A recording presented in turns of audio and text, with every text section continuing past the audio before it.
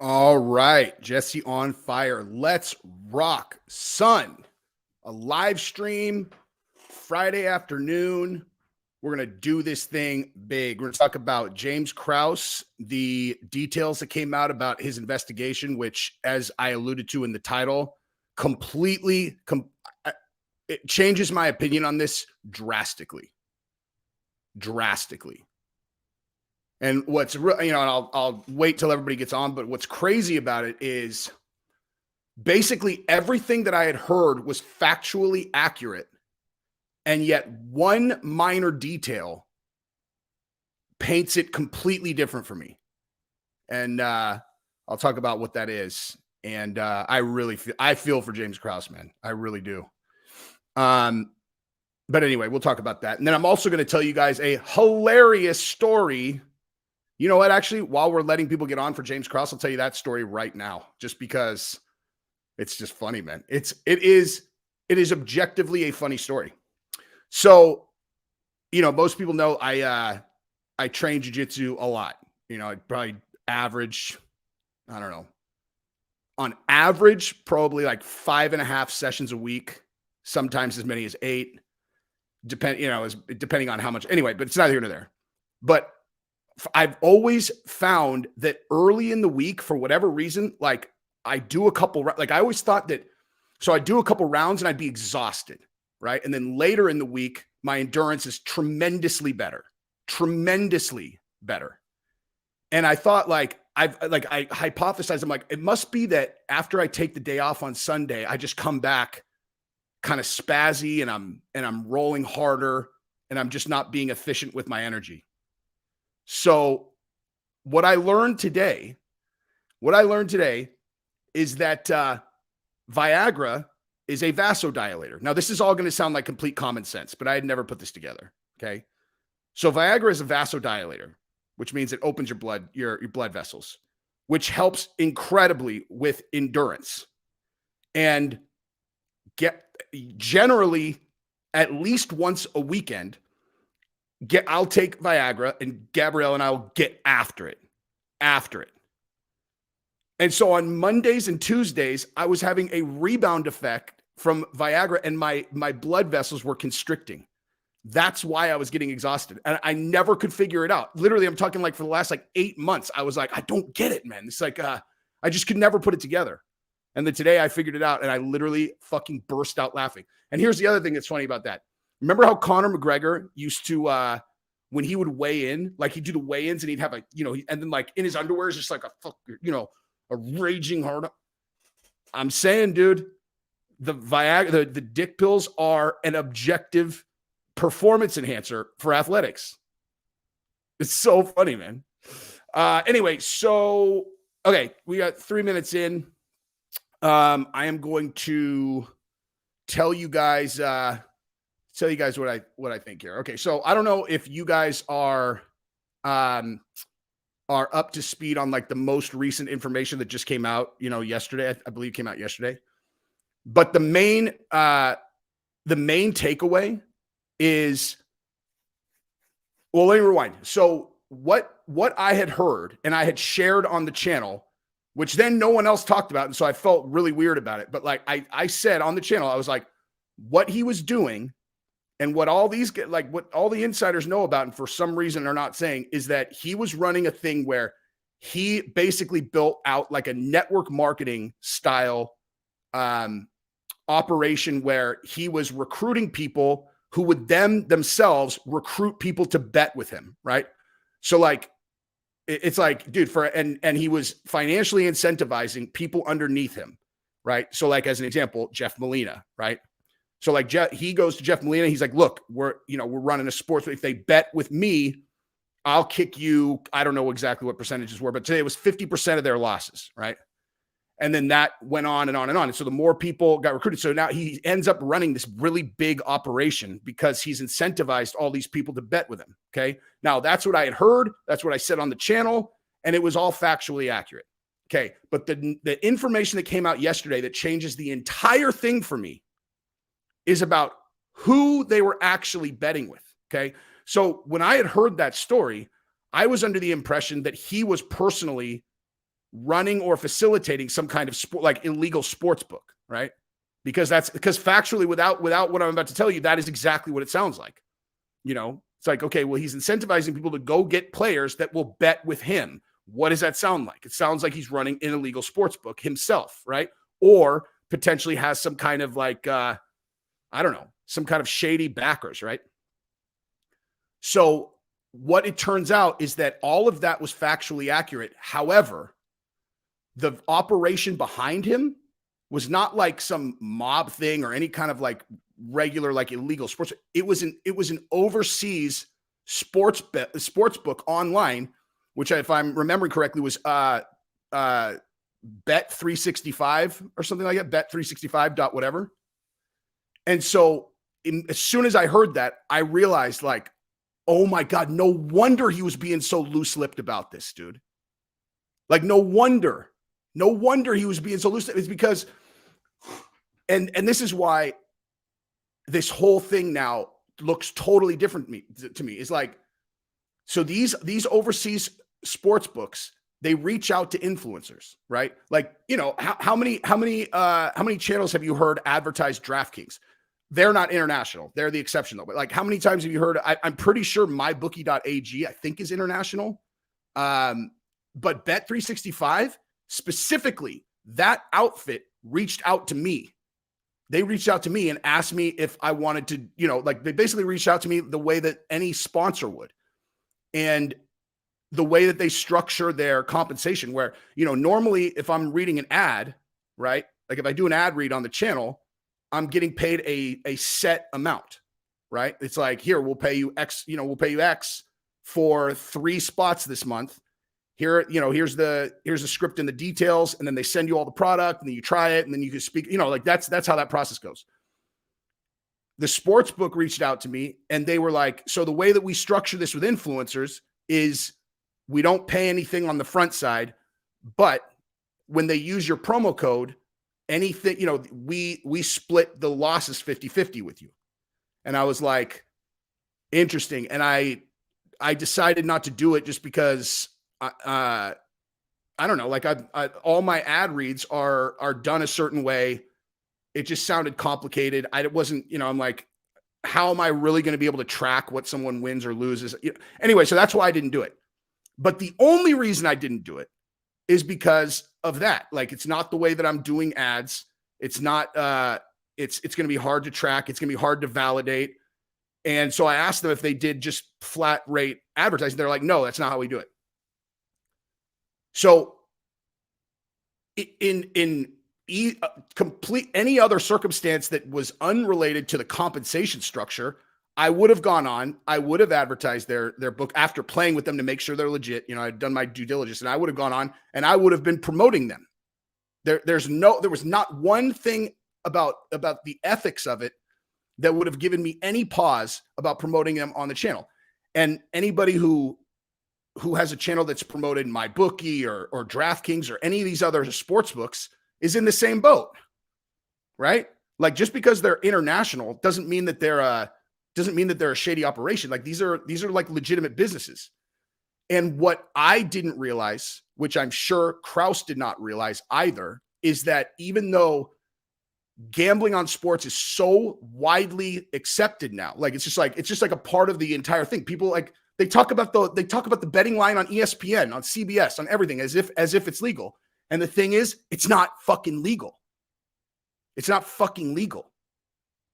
And so Krause, I would imagine, probably was unknowingly building this huge operation, which was facilitating illegal gambling. Like, just because it's like, and you know what I'm saying? Like if you go bet on like Bovada, or you go bet on bet you or any of those things, like, it's easy in, easy out. There's nothing about it that seems any different than playing on DraftKings or any other ones. But the thing is, DraftKings operates only in the states where it's legal, right? Like DraftKings is an American company that has done the work, that has gone through each of these state governments, has done a lot of lobbying, and they're playing it by the book. That's why you can't play on DraftKings if you're in a state that doesn't allow, sports betting. And I mean, if for no other reason, I mean, listen, like DraftKings is definitely not a sponsor of mine, but I mean, if you are in a state that allows sports gaming, I mean, that's why playing on DraftKings is a superior option, because it's an American company subject to American law, whatever. But these international sports books, I mean, you put money in, you're going to get money out. I've cashed out plenty of times. And so now I'm looking at this and I'm like, oh my God, dude, this guy literally got his life. Now, let me just say this before I say the next thing. If he fixed a fight, right? Like if he had anything to do, if this Derek Minner fight, which, ended up being what it looks like, where he knew he was injured. He talks to him and he's like, look, I know you need the money. We can, we could quadruple what you're going to make if you just go in there, like you're going to get injured. It's not even really like a loss, and we can make out like bandits. And then he leaked it to the whales, and then the whales changed the line and he got popped. I mean, bottom line, regardless of what I'm talking about over here, like if you fix a fight, dude, and you get caught, your career's over. It's as simple as that. So he did at least take that. If he did that, I'm not saying that he did, but if he did that, he at least took a career-ending risk knowingly, right? Like that you want to talk about a gamble, dude. That you want to talk about a fucking gamble. That's the gamble of a lifetime right there. So it's not like I'm like, oh, he doesn't deserve any of the repercussions if they really did do that. But this thing about he had a $25 million sports book and makes it sound like he was like some, running like a mob operation, which is what I thought from the same details. That is not it, dude. That's just not it. That's just not it, dude. He was, I guarantee he had a special deal with them in terms of what the percentage was. And then he passed that down, right? I mean, if he brought in $25 million in bets, I mean, he probably was doing real well, obviously, but, yeah, I don't know, man. Now I feel for him, man. I really do. I don't know. It sucks, man. But again, I mean, look, like if they fix the fight, that supersedes all of this, right? Like it's irrelevant. But I'm talking about the jail. Like I'm talking about he's facing jail. And as far as I understand it, the jail is going to be due to this illegal sports gaming operation he was running, where thank God I didn't do that fucking deal. You know what I mean? I would have, dude, the reason I didn't do it had nothing to do with legality. Nothing. Had absolutely nothing to do with legality.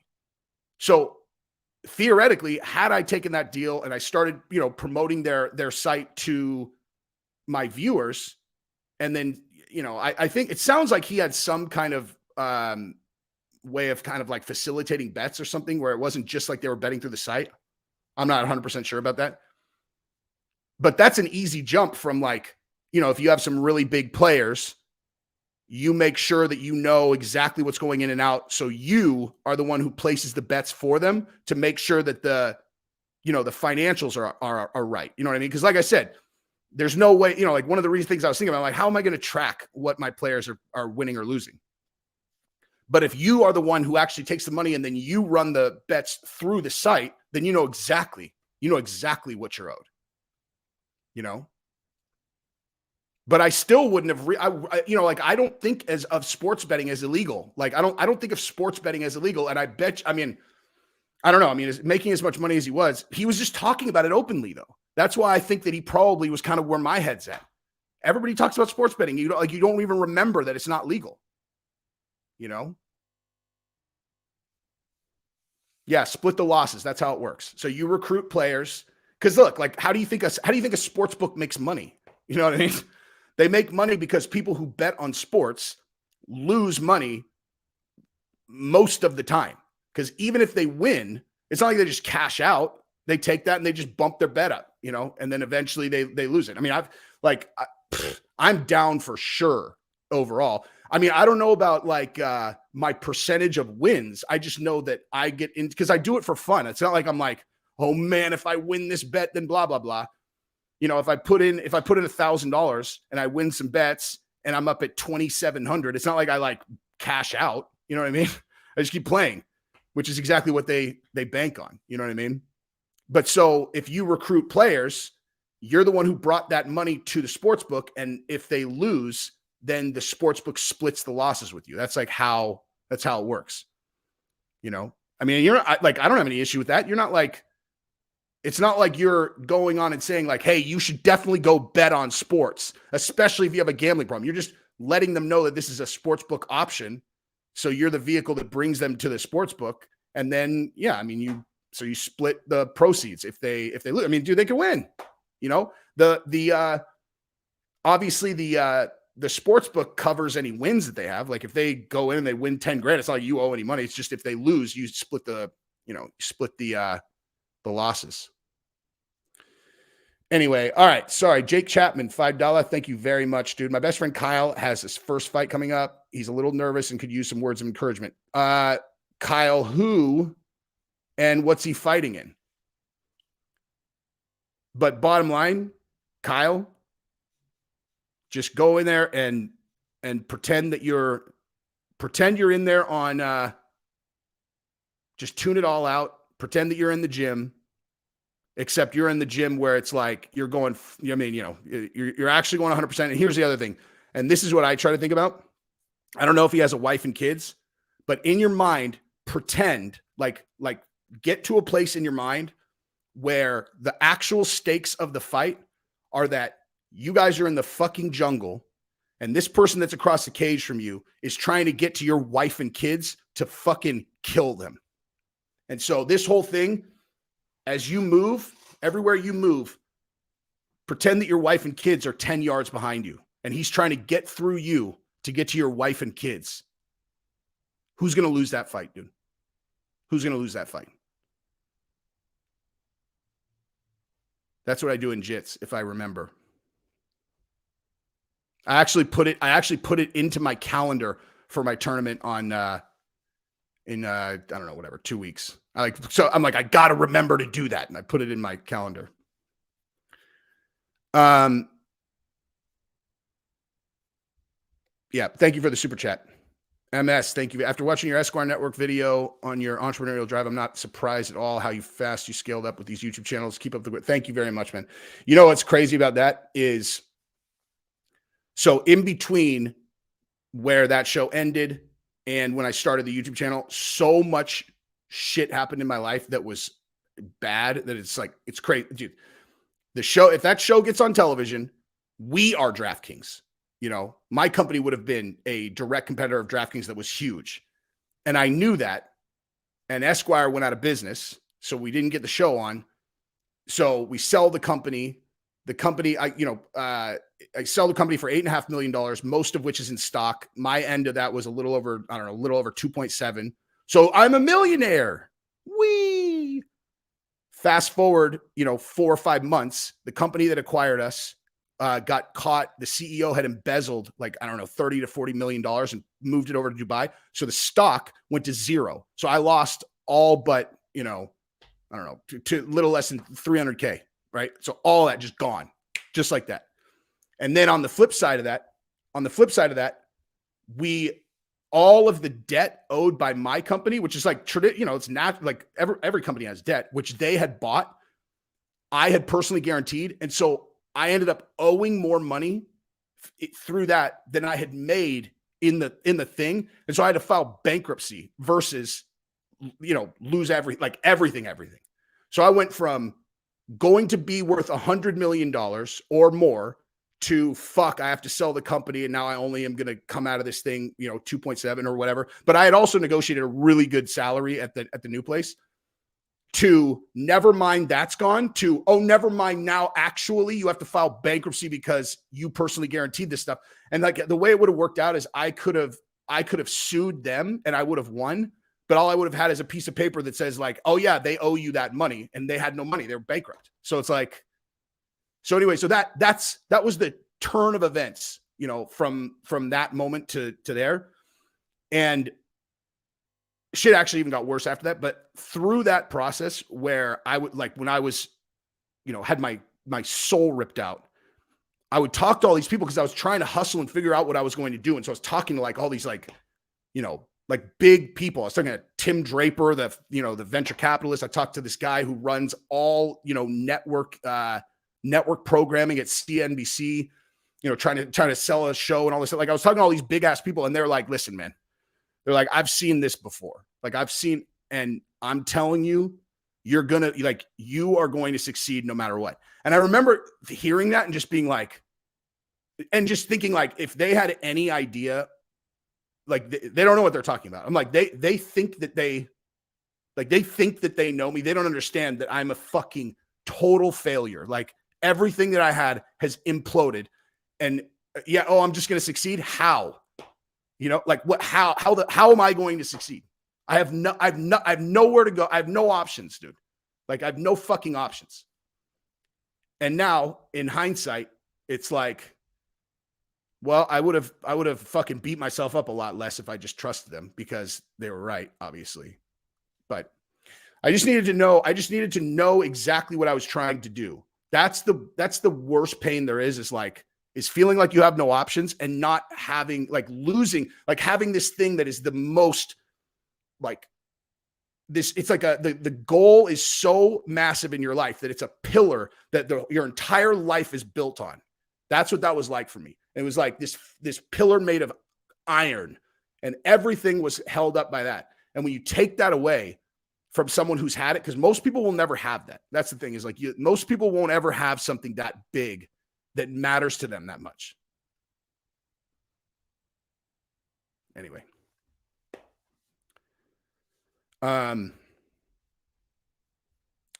Sports betting education. Thank you very much, sir. You can email me at realjesseonfire@gmail.com.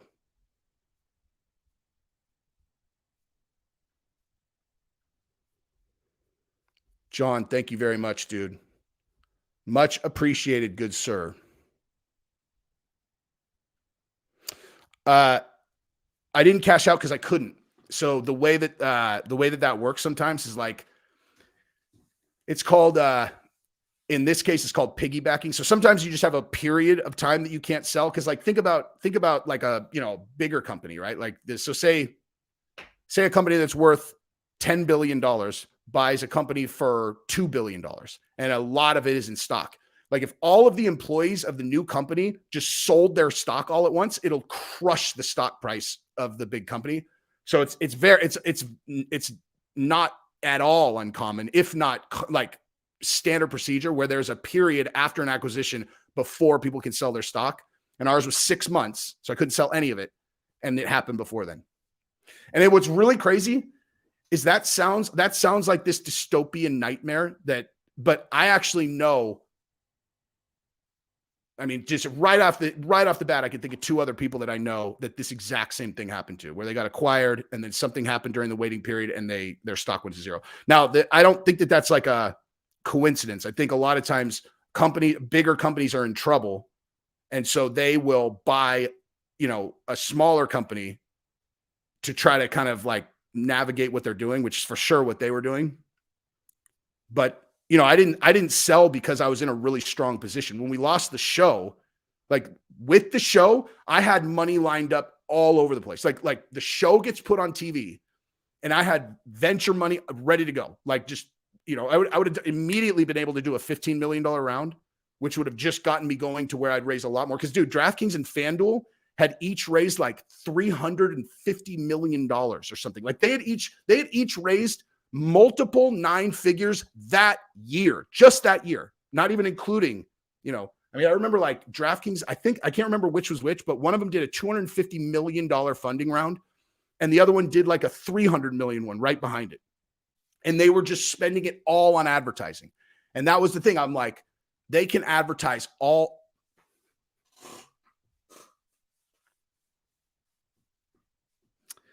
Anyway, I can't talk about this. If we got the show, I would have buried him. I'd have buried them all. As sure as I'm sitting in this chair, I would have fucking buried them all if I got the show on. Anyway,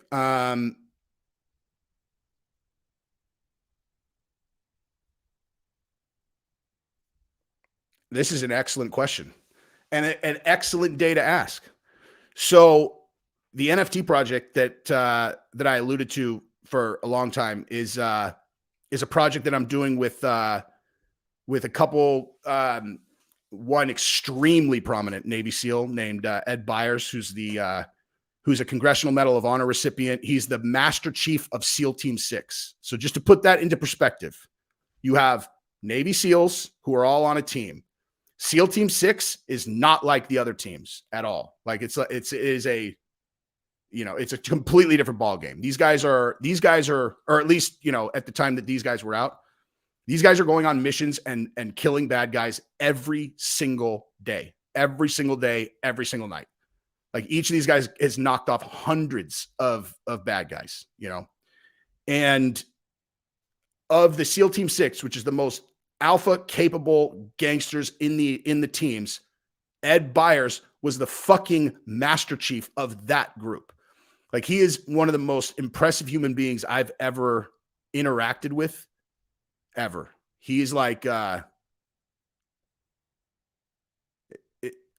mean, like if you go on YouTube after this and you search Ed Byers and just watch anything of him speaking, he's incredible. One night I got done I watched this like 45-minute podcast of his. We were already in business and I had never watched this specific one because I did on purpose. I didn't want to watch a bunch of stuff on him because I knew when I interacted with him, it would make me, I didn't want to go in feeling like I knew a lot about him because it makes it kind of awkward to interact with people. And so I intentionally never watched any of it. And then, so after we've been in business for, like a while, I went back and I watched a couple of these things and I wrote him an email that was this big. And I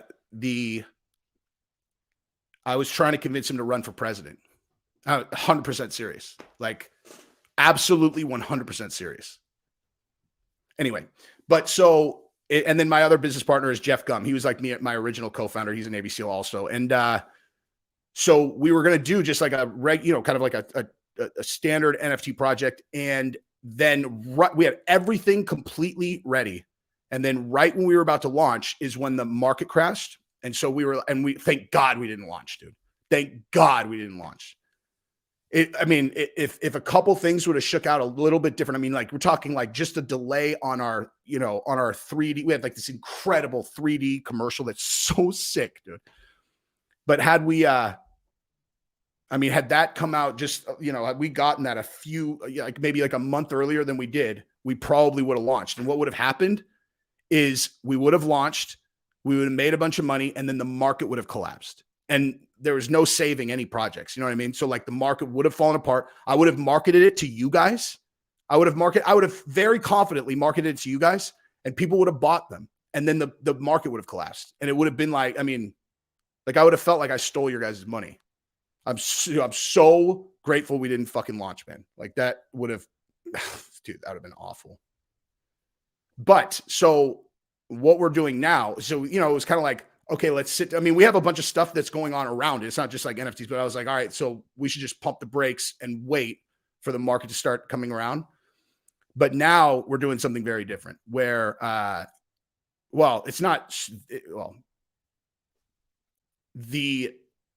the project is not about NFTs. Now the project's something different. The NFT is essentially your entry fee to something else that we're putting together. That's so it's literally not an NFT project. It is a totally different thing. And the NFT is basically going to, so, if people want to be a part of it, they'll buy in.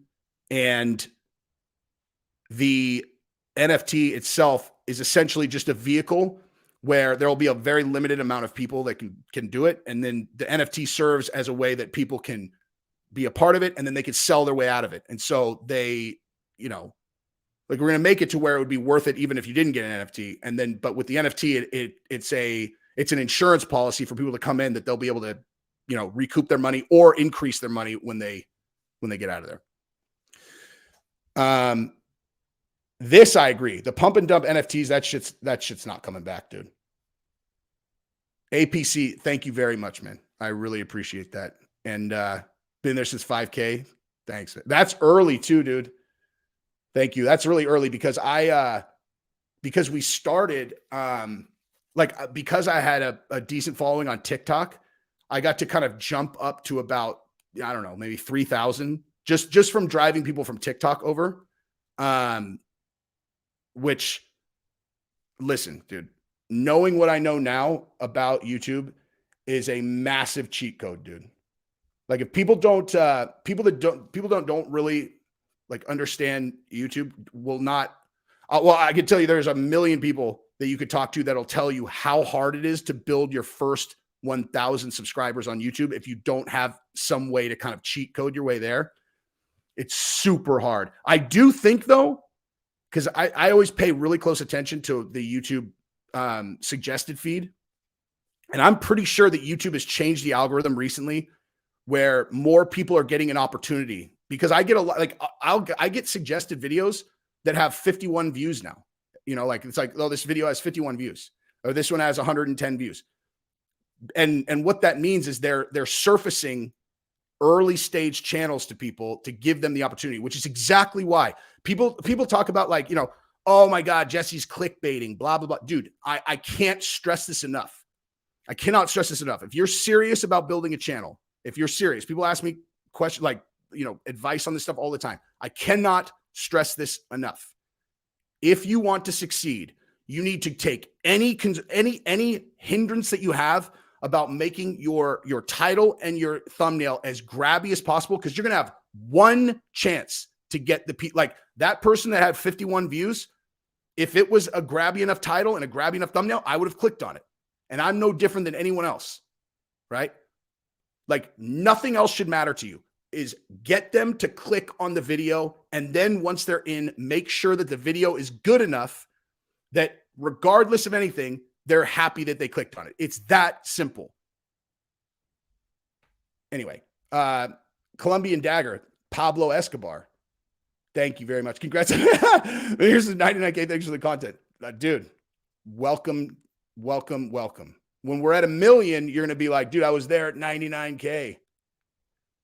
Thank you, dude. Colton Fry, thank you very much. Jesse, any advice for people in their 20s, career, life, etc.? Keep the content grindy. Thank you very much. Yes, I do. This actually applies to every person, period, regardless of their age. Okay, so some people basically, the thing I was talking about with the pillar where it's like, you have, God, I can't talk about that actually. You just need to figure out, like, what do you want?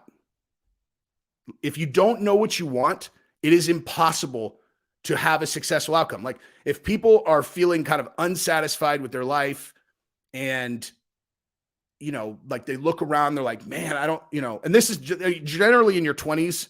That's not really a feeling that you're going to have, but it'll come fast in your 30s, and if you're not doing something that you want to be doing and you look around and you see some of your friends or some people that from high school or college and they're doing something awesome, and it'll make you feel like shit about yourself because you think by comparison, you're not, doing anything. And in almost every case, the person that you're looking at who's doing something awesome, they're not smarter than you. They're not better than you. They just knew what they wanted. Like they knew, like people were doing something special. They knew what they wanted. Like I am beyond grateful that I have this channel and I'm going to continue to be able to do this. And I'm grateful that I got fired from my job, dude. I would have just kept doing it. Like I would for sure for who knows how long. I would have just kept on doing that. I would have just kept on doing both. I could do both. And, but I love this. And I knew it was going to work from the day that I started. I knew it was going to work. which is why it was easy for me to put the work in. And that's the whole point, is like, first you need to define exactly what you want, exactly what you want, exactly. And then that way you can set goals that are associated with achieving that goal. So it's you could basically build your habits around that goal. And I've said this, I think I said this once on the channel recently, I'll say it again. I'll say this a million times. The key to successful outcomes is, number one, define what it is that you want. And number two, setting goals that you can't fail. Like, you set goals that you can't fail as long as you do the work. So the example being for like the YouTube channel, if I want to do YouTube, cool. You start, you go out and you get good equipment, whatever you have to do to get started.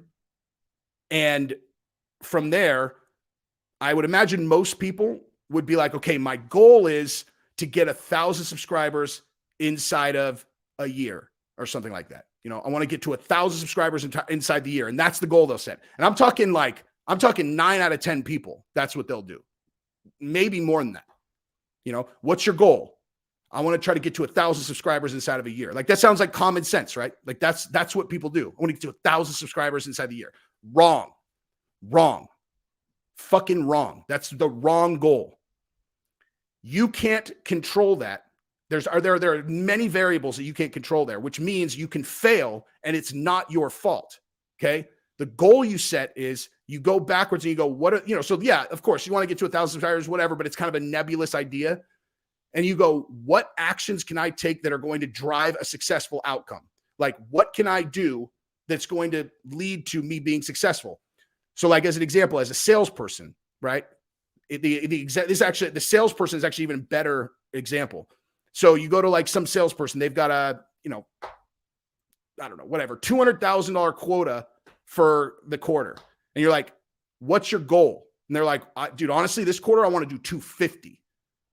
99 out of 100 salespeople will say that. I want to do 250. Their goal is 200. I want to do 250. That's their goal. Wrong, motherfucker. Wrong. Okay. Your goal is to figure out what's going to get you to that number and higher, and then back into what your goal is. So as an example, the salesperson, it's like, hey, how do you think you'll do if you do 30 outbound emails a day? If you go through LinkedIn and you go and research the people at these companies that you're going to target, and you figure out exactly what their roles are and all that, and you reach out to 30 people a day, 4 days a week, so that you're constantly building pipeline while you're working on your other deals. What do you think the odds of you hitting your quota are? They're like fucking 100%. Okay, so that's your fucking goal. 30 outbound emails a day, well-researched. That's your goal, not the fucking number, the actions that are going to make you hit the number. So with YouTube, it's like, what's your goal? Well, I want to be,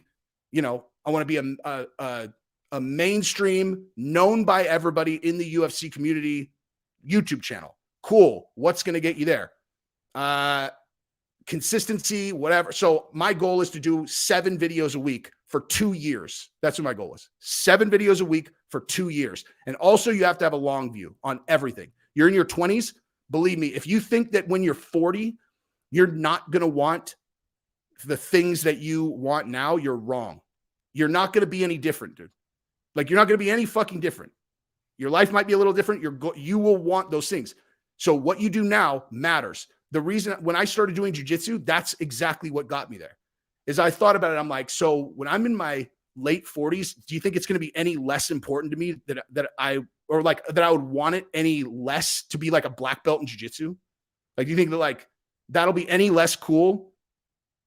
Like when I'm that age that I'm a black belt? It's like, of course not. Of course it's going to be exactly the same. So train 5 to 6 days a week, every fucking week. I drive 45 minutes each way on the low side to the gym that I go to because I'm training with the best guys in the world. And I do that fucking Monday, Tuesday, Wednesday, Thursday, Saturday. And sometimes I go twice in a day. 2 hours in the car every day. Because long view. By the time Giselle is whatever, I want to be a black belt. I want her, I visualize her high school boyfriend being like, fuck, he's scary. And it's like, no, you have no idea. He's a he's a competitive black belt in jiu-jitsu. That's my vision, is Giselle's boyfriend when she's a teenager being like, fuck, dude. So that's my advice. Because no one can stop me from training. If I fucking decide I'm going to train, then I train. I'm not saying like, I mean, like I have stretch goals that are like, what, I won't even say them out loud because they'll sound insane. But like, I want to win worlds in this division in this year. You know what I mean? And it's like, but that's not my goal. Like like that's something I'm aspiring to. But my goal is to train this many times a week and go in fucking ready to learn every day. Go in there like go in there like with your eyes open, like it's your second day there, no matter how long you've been doing it. Like pay attention, watch, ask questions. So when I go through here, I use this grip, and just do it every fucking day. Anyway, probably more than you bargained for there, but thank you. Brandon Isabel, thank you very much. Thoughts about Megan Anderson's comments on Sanko and Krause affair right before the gambling controversy was Krause smashing both of them? So I thought about this, dude. As a matter of fact, I thought about this today when the information about that betting scam, or about the Bet 365 came out. And I was like, dude, why was I like, because like when that story came out, I didn't even know who Krause was, dude. Like when the thing about Sanko came out, I didn't even know, like, I'm not that I didn't know who he was, but I didn't realize it's the same Krause the fighter. Like I hadn't even put that together. It was just like my entire interest in that story was, I was like, why would Megan Anderson blow up Sanko and destroy her family life with that, But then once I figured out that it was like, so when the Derek Minner fight thing happened, and then it was like, dude, that's Krause, same guy. It was like, look, dude, if you guys remember that video, I don't know if you guys watched it, but the one that I did about Megan Anderson, putting that out there, the reason I got so worked up was I put myself in that story, like emotionally, where I was like, Laura Sanko is, like I said in the video, I don't know if you guys saw it, but like, I've been as close to Laura Sanko as I am to this computer. Well, maybe, I mean, pretty close, dude. She is like, I mean, listen, you guys all know I am 100% that there's nothing, there's no girl on earth that looks better than Gabrielle to me. And Sanko is one of those girls where you're like, listen, Gabrielle is number one, but Jesus, man, Jesus, she is fucking obscene to look at in person. She's so smoking, dude. Doesn't like, I can't. And so I put myself in that story where like, what if that was Gabrielle and that stupid bitch put that shit on Twitter, like, cause and so at first it's like, it doesn't even matter if it's true, right? Like, I mean, it fucking matters if it's true, but even if it's not, like, let's say it's not true. You don't, like, Megan Anderson doesn't even know Sanko's husband. You know what I mean? Like, she doesn't even know her husband. Is she like, I'm like, you're that disconnected from how human relationships work that like, you would just reach inside some stranger's fucking heart and just pull his balls and his heart off, or pull his balls off and his heart out at the same time because some fucking person with 22 followers on Twitter baited you about fucking Krause, and you're like just in autopilot. It's like, don't care about the repercussions here. She's all, you should ask Laura Sanko about fucking James Krause. It's like, are you fucking serious? So I put myself in that story. And then, so when I put together that the Minner fight and that, it was the same Krause, I think I went into how I observed and interpreted this with the, with like the remnants of what if I was Sanko's husband, and I was automatically kind of like, fuck this guy, Now he fucked up, of course. And again, if he fixed the fight, dude, like, it is what it is. But again, the more I learn about, because like I said, in my original videos about it, my facts were all were completely accurate. It's like what he was doing is exactly what I said. And it's just, the change is that it's this overseas betting or operation that I almost did. So I know it's not like, it's not like he was working for the KC mob. You know what I mean? Anyway, Brandon, thank you very much, sir. Jake Chapman, thank you. His name is Kyle Brown, and it's an MMA fight. Kyle Brown, good luck, good sir. If you're not married and you don't have kids, imagine it's your mom. Like in your mind, right 10 feet behind you, no matter where you go. You circle this way, 10 feet behind you is the person you love most on earth. And if he gets through you, he's going to fucking kill them. Do that. Who's going to get through you? Nobody. Wait, what? Didn't I already answer this? Colton, thank you very much, dude. I think you probably thought I missed it and did it again. So double thank you, dude.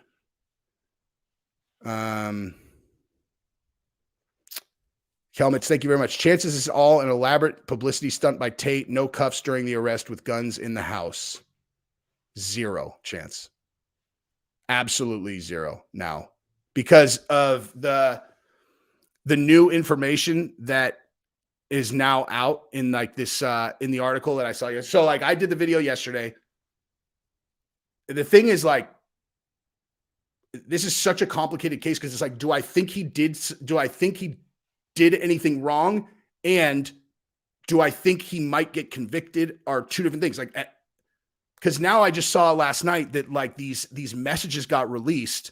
And what if this is real? I don't know if it's real or not, but like people are reporting on it like it's real, where in this text, he literally says like, my money doesn't come from cams. I use the cams and the cam girls to wash my dirty money. And I use these girls for illegal stuff. It almost seems impossible that he would have typed that. Like I almost want to give him the benefit of the doubt that that's a fake story just because who is that stupid? Who on earth, who would write that, dude? Like Tate, he's a lot of things. Smart, definitely. If you ever write out, I use this fake company to wash my dirty money, you fucking deserve to go to jail, dude. You know?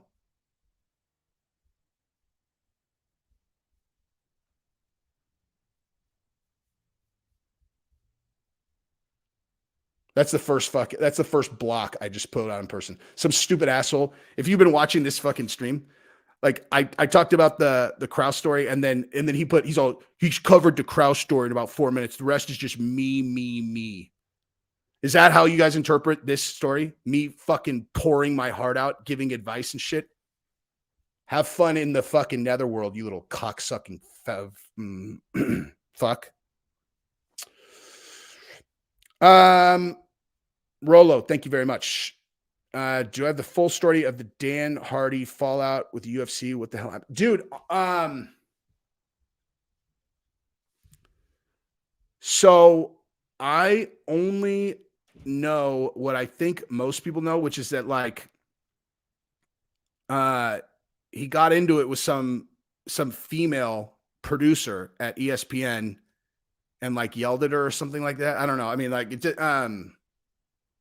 but you know, it's a working with UFC and ESPN, it's all a bunch of fighters, you know. Like the idea that none of them have ever gotten into like a heated exchange before seems unlikely. But I'll tell you this, like I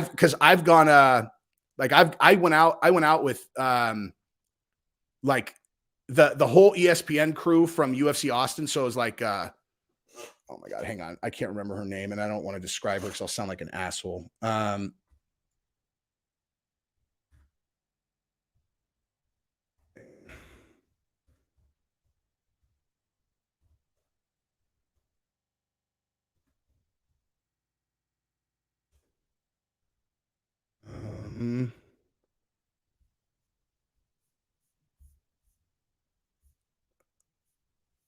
I'm so embarrassed that I don't remember. Anyway, whatever. So I went out with like she's super famous. She's the black chick that has like the, you know, the curly hair and like, or like kind of, I don't know how to describe her hair. But anyway, so her, Anthony, me, Gabrielle, the like lead, like the head kind of like staffing producer girl from ESPN. And I can't remember. There were a couple other, but bottom line is like, I can tell you who's definitely never gotten in any heated altercation with them is Anthony, dude. They love that dude. They like behind the scenes, that crew loves that guy. Like, loves that guy. So actually, now that I think about it, in that environment, if Dan Hardy would have like yelled at one of them, like, and really like kind of gone off, it's possible that would be enough to just like on its own lead to something like that. But I don't know. I mean, listen, like the other thing too is like he had just kind of he went off hard on Herb Dean when Herb, had that late stoppage, and the dude's eyes are rolling back in his head, and Dan, jumped up on the cage and yelled at Herb while he was commentating, which, I mean, I have no insight in terms of, what conversations are like behind the scenes with UFC. I'm sure that there are like, kind of suggested behavior guidelines when it comes to that kind of stuff for commentators. So I don't really know. All I know is that whatever exchange happened between him and a producer at ESPN, that definitely happened because I've heard him talk about it. And Dana cited it. So like, that's all I know. 2 miles below. Thank you very much. No life advice. I'm wearing sheath underwear. Popping Yo Kratom in this. Dude, I'm saying. Thank you very much, sir. And sheath underwear. Thanks you very much. What else we got? I think 10th Planet Striking. Thank you very much, sir. One championship stacked. I'll look that up in a second. Thank you. Oh, I'm all the way up, dude. I'm all the way up. But yeah, so anybody who's on now that didn't hear the beginning, basically the new information on Krause is straightforward. Basically, all the information was accurate about who, that he was essentially like facilitating. Well, at least all the information I shared on the channel. I hadn't heard anybody else talk about it, but like that he had like a crew of people under him that were recruiting players to bet with him, right? Which is all accurate. What came out yesterday is that what he was actually doing was he was running the bets through Bet365. I think it's Bet365, which is an overseas sports book, which in my opinion changes it, because who thinks of betting on sports as illegal anymore? You know what I mean? Like, it's like, honestly, like he obviously didn't think it was legal because he's talking openly about it on Ariel's show. And he's just got, he has a what do you call it? What is the name of that? Like, whatever. He recruits people and then they pay him a percentage of the losses. It's like kind of like a distributor model. Like, and he was getting other people underneath him to do the same thing. And he's taking a percentage of all of it, which is fine. Like, I don't see anything ethically wrong with what he did at all, except for in the event that he really did, kind of facilitate the fixing of the Minner fight, which I have no insight whether he did or didn't. If he did that, then it is what it is. But he's probably going to go to jail for the sports betting thing. And now that I know his Bet365, that's rough for me, dude. Because they the same outfit offered me a deal, just like a regular like advertising deal, where it's like, advertise, but not regular. The reason I didn't do it is because normally you get paid a flat amount, and they wanted, they were offering for me to go promote it, and then I would get 50% of money generated from people who sign up and use my promo code. And I just was like, man, it's too hard to keep track of. That's the only reason I didn't like. I don't see anything ethically wrong whatsoever with people sports betting. Well, listen, dude, some people have serious gambling problems. Is that whose fucking problem is that, dude? You know what I mean? So maybe they should address that, personal fucking ownership. Anyway, Richard, thank you very much, man. Man, I relate to what you say. Love the content. We walk very similar paths, and I think we're think the same way. Keep breaking down the fourth wall. Thank you very much, man. It's unsurprising. Everybody that I meet that watches my channel is fucking cool, and they end up being people that I would have been friends with if I just met them next door. So I'm sure that you're in the same category. Brandon, thank you very much. Megan Anderson and Laura Sanko had a podcast together. Of course, Megan knew Sanko's husband. Was Krause smashing both of them? Dude, listen. I have no idea if he was smashing one of them. You know what I mean? Like I know exactly what you guys know, which is that, you know, Megan Anderson said you should ask Laura Senko about that. When someone with 22 followers implied that Megan Anderson had banged Krause. Now, the only thing that I'll say about that is, let me think about this. What I was going to say is, I don't think, like, if Megan Anderson had smashed, would she say you should ask Laura Senko about that? Because my initial instinct was, if she had smashed, she probably wouldn't say that about someone else. She'd just ignore it. But maybe not, dude. I don't know. I mean, it's just complete speculation. I know Senko and Krause are friends, obviously. But that's all the information that I have. And I know that Megan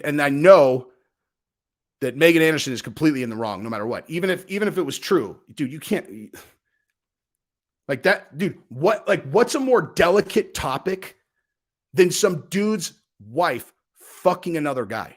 Like, what's a more delicate topic than that? And what's the least delicate way that you could address anything on earth?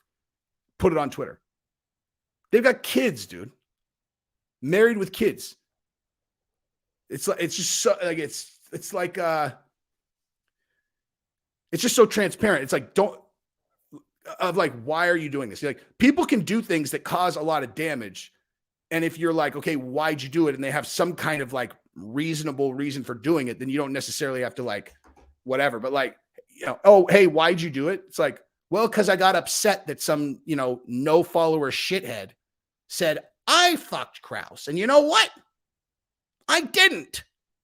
And so I said what I said. It's like, so you potentially destroyed her life and definitely like planted a mind, even if it's not true, planted a mind virus in her husband's brain that he's not going to be able to shake off permanently. You did that because, what was your reason again? I was mad at this guy. 22 followers guy. Yes. Impulse control, maybe, you know?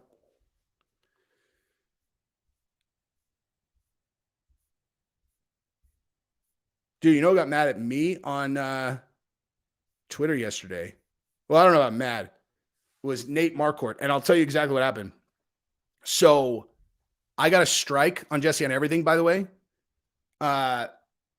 which is hilarious because I'm going to hit 25,000 subscribers on there, and I can't even post or I can't upload because I got a strike on there for, let's see.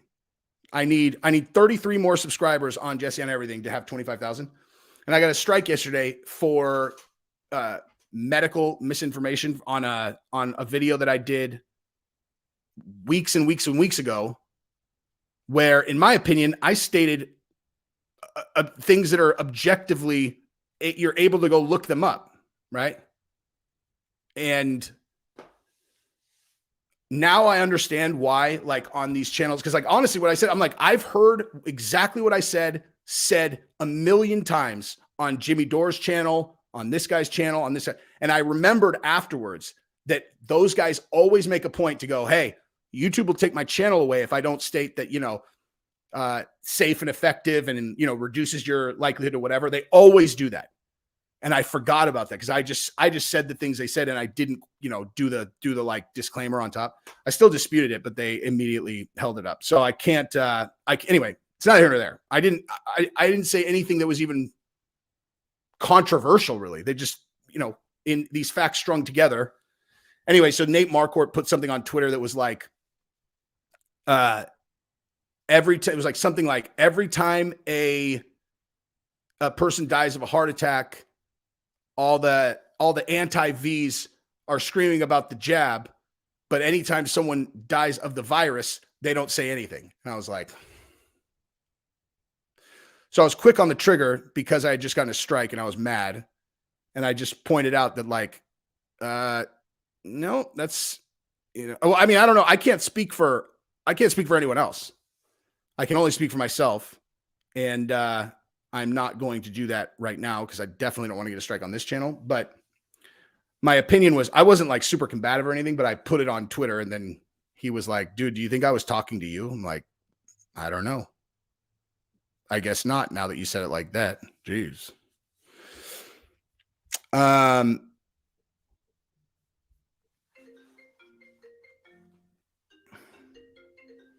Watch this, you guys. Here, ready? Hello, this is Jesse. Hello. Hello. Hi, can I speak with Jesse? Yes, this is Jesse. Hi, Jesse. This is Charlotte, and I'm calling you from SFT Wear. Like, as we speak with you, this is to have a quick conversation about your domain name for High Value Target, which is the website. Oh. Is that yours? No. I thought this was going to be fun, but it's That isn't yours? Yeah, it is, but this is not going to be as fun as I thought it was. I was hoping you were one of those scammers that was going to tell me my social security number has been, compromised, and then I was going to dick you guys around. But anyway, thank you. Anyway, so yeah. Anywho,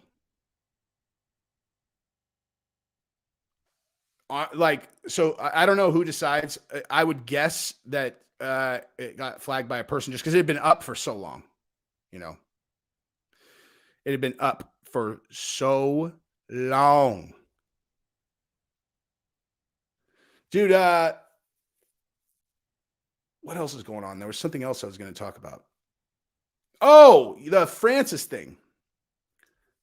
So Eric Nixick said that there's a 50-50 chance that Francis will fight John Jones in March.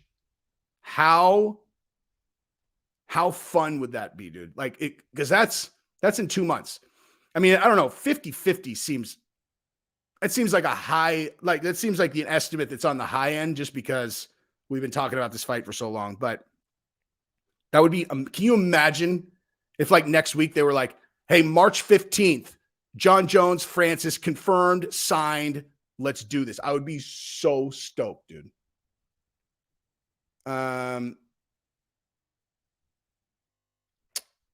C. Bolicious says, I like a mix of news and personal story. I want a YouTube. What's the deal with swearing and getting paid? Is it 18 over? Oh, okay. So thank you for the super chat. So basically how it works is you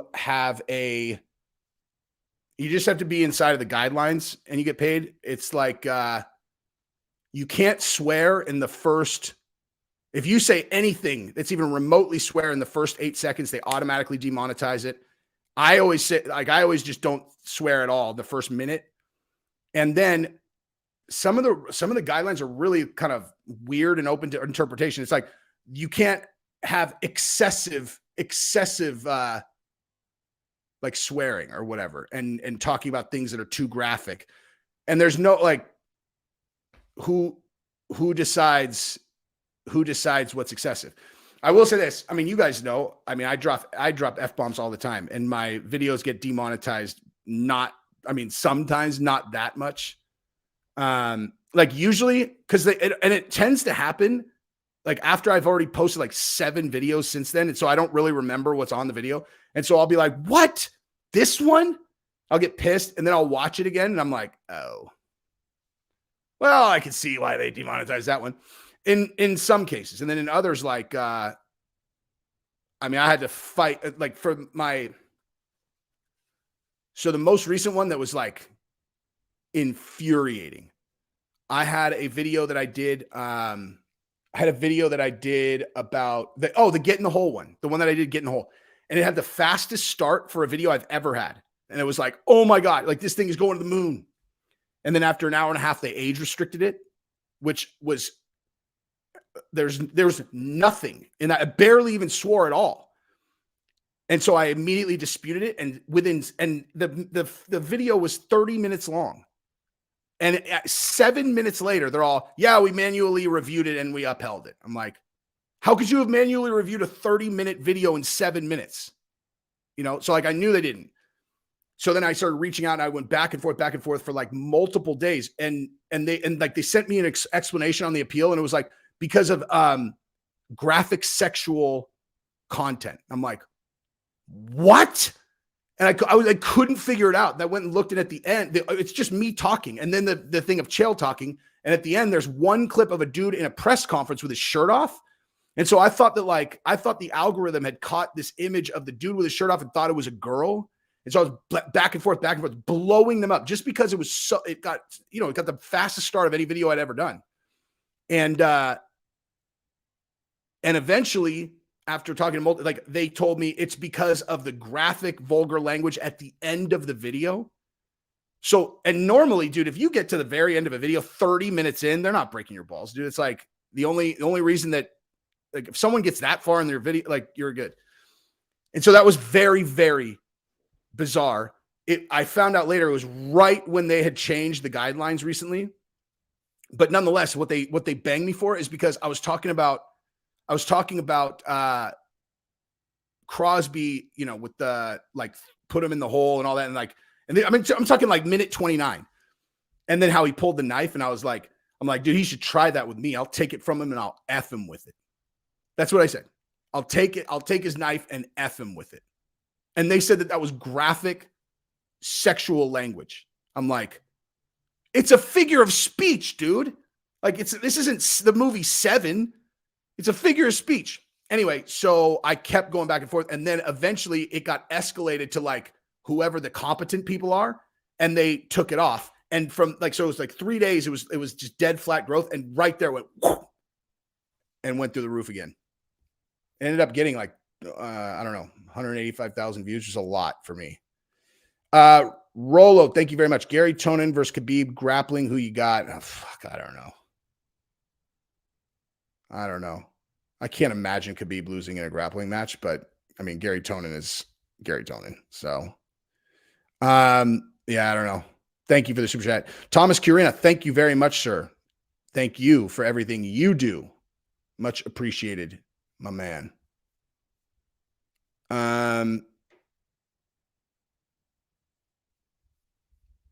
But yeah, I mean, in all honesty, when I reviewed the video that I got the misinformation thing for, because I watched it, because the video that it was on was a video that I did about Disney launching a new Balenciaga TV show, that story was bananas, dude.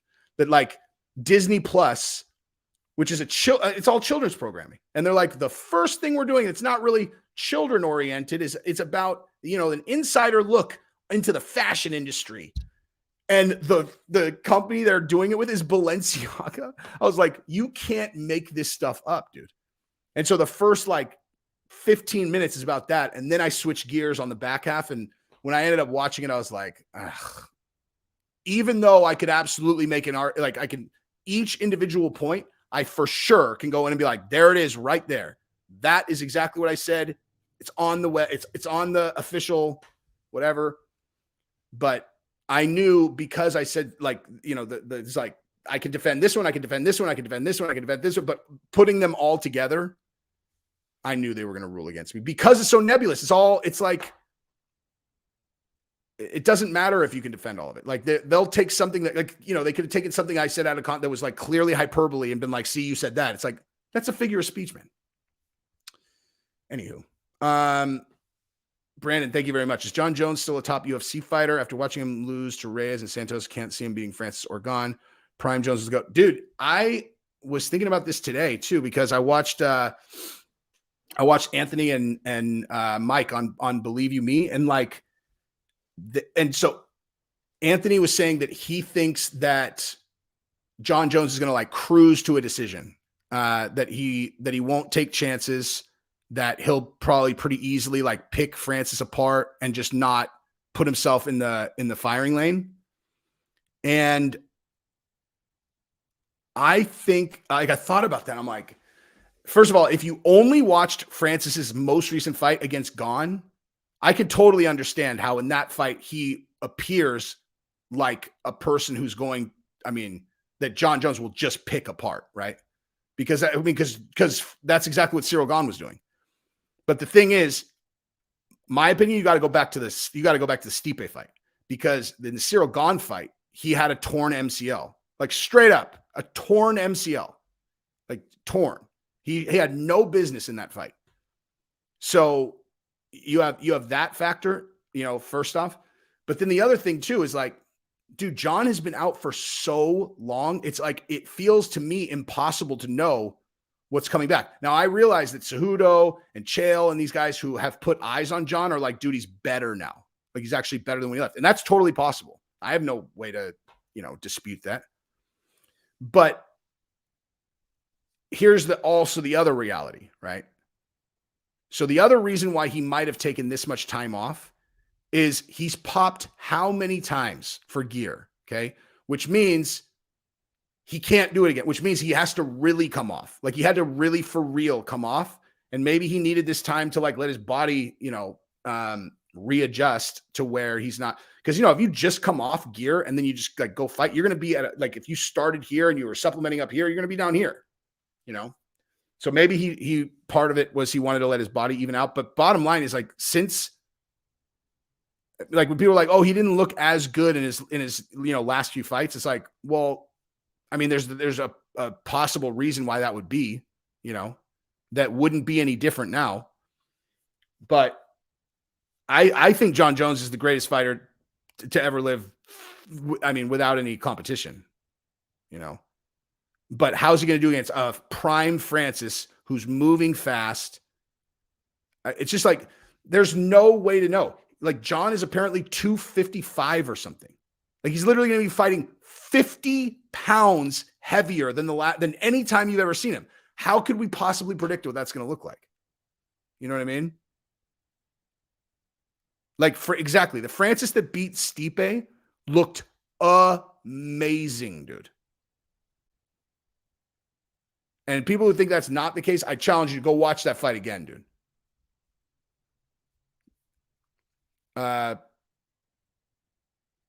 Brandon Isbell, no way Jones is fighting at heavyweight natty. No, I mean, I don't know, dude. Like, he can't pop again. He really can't. So like, and with enough time, like, again, let me just say this about just juice in general. I do find it weird that no one seems to be popping at all, because it just seems weird, which could lend itself to maybe there's something out there that they're not testing for. I don't know, but that's complete and total, like, no evidence, speculation at all. And, I mean, John is a ridiculous athlete. He's still only like, I mean, how old is John Jones? 35 or something like that?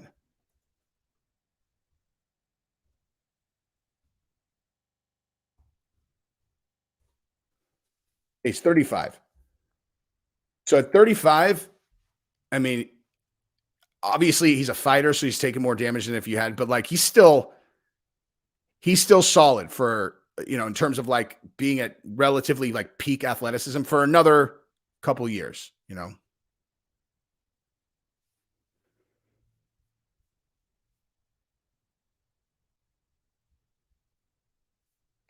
No, yeah. Francis looked like shit in striking against Cyril, but everyone does. Yeah, but again, I knew going in that he had a torn MCL. I knew that going in. And then it came out afterwards that it was true. And it was like,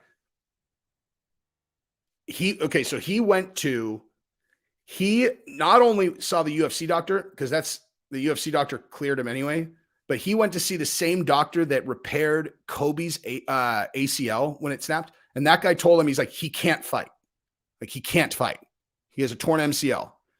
So like, think about trying to fight Cyril Gane when you can't, like, if I remember correctly, it was the leg that that you move from it. So like, and the whole thing with a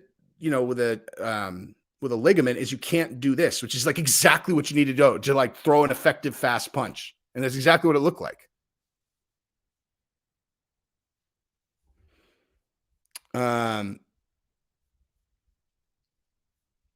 Anyway, let me see what else is going on here. And then if nothing else is going on, I'm going to sign out of here and go eat because I'm starving.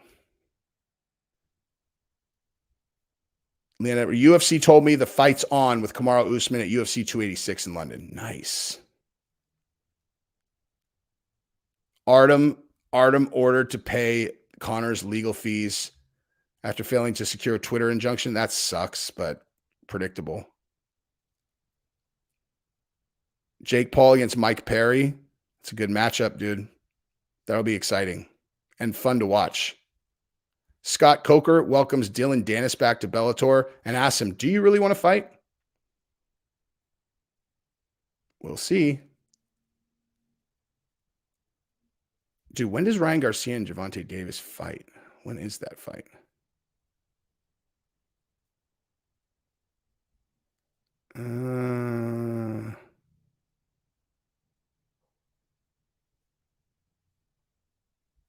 Is that booked yet?